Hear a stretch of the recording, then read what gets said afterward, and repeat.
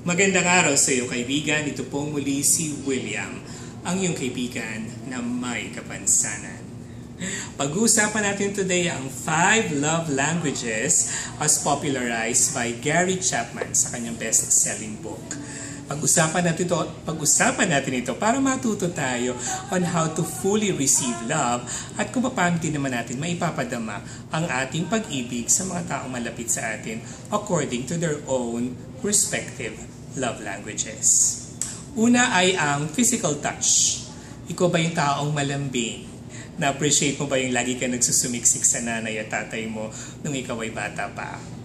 Best friend mo ba si Teddy Bear na lagi mong kayakap nung ikaw ay lumalaki?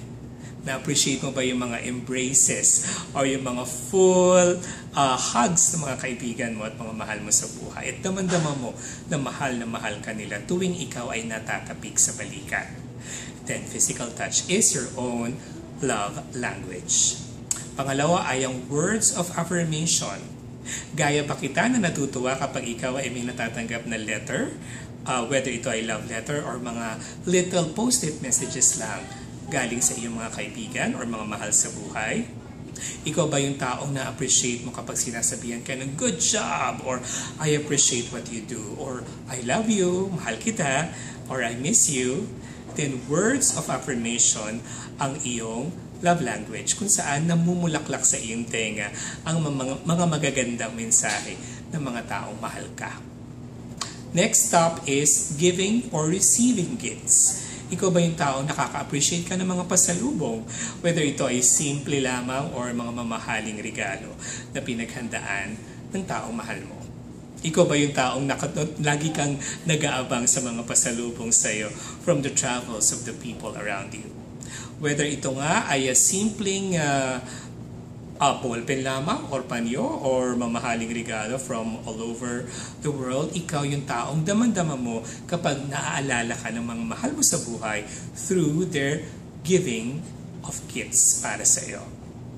Na maraming tao, ang pagmamahal naman nila ay naipapakita through acts of service. Ito yung tipong pinagluluto ka ng masarap na ulam na gusto mo, or pinaglinis ka ng bahay, or nag-abala maraming taong malapit sa iyo para isurpresa ka sa iyong birthday or special event.